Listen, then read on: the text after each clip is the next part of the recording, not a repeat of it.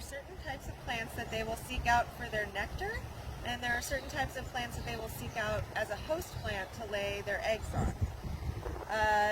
They are attracted to many colors, but red is the least of them. So when choosing a plant for your garden for butterflies, try and stick to colors like purples and blues and yellows and oranges. They're going to be much more attracted to those colors than the solid color red. Another thing about butterflies is that they have ultraviolet vision, so that means that they can see patterns on the actual flower petals that we can't see with our eyes.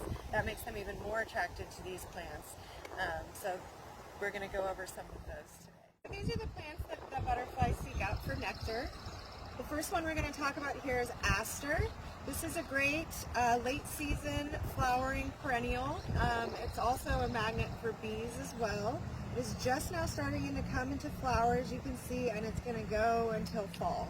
Really great plant. We also have a native variety as well. It gets a little bit taller.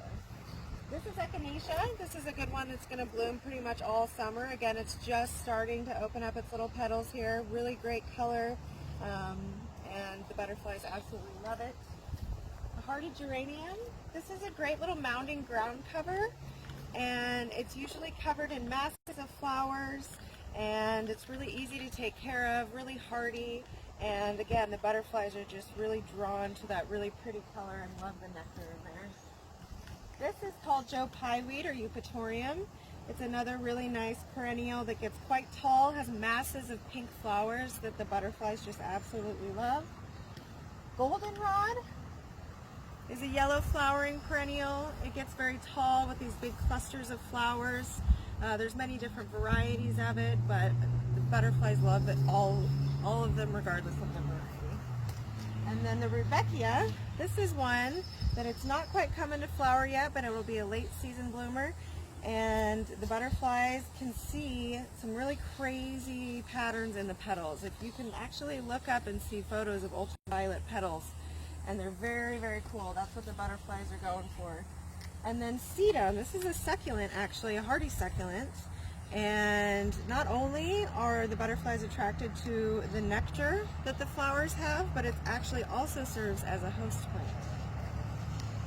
Verbena, another low-growing kind of ground cover. This one's a perennial verbena, so it will come back year after year.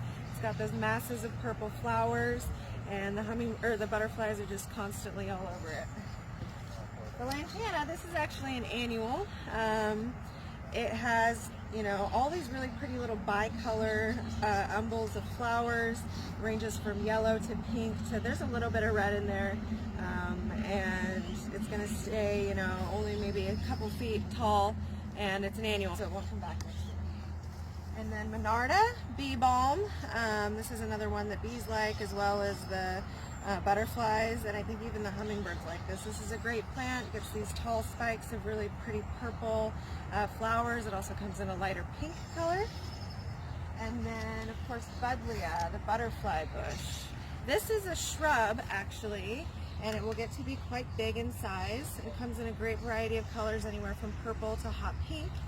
And it's not the invasive type. Some people get confused, but we don't sell that type. This type is sterile, so you're not going to have an issue with it taking over.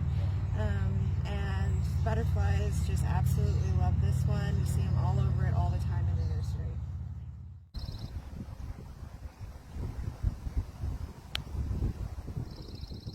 Asclepias, also known as the butterfly weed. There are many different types of it. This one over here is called Asclepias syriaca. And this one is Asclepias tuberosa. As you can see, the leaves look very different. This one has very big leaves. This one's kind of more of a little shrubby guy with more needly leaves. And there are lots and lots of different kinds of Asclepias. There's one called tuberosa, which is another very popular one. We don't have that one this year, but next year we're hoping that we will. And this is a host plant for monarch butterflies. Every type of Asclepias is a host plant for monarch butterflies. Some think that it's only the Speciosa or the tuberosa, but it's not. It can be any of them. There are just certain ones that they like more than others. So they like these two a lot, as well as the tuberosa. Those are the top three that they're going to want to go for. And they will land on this plant in late June, early July, and they will lay their eggs on the undersides of the leaves here.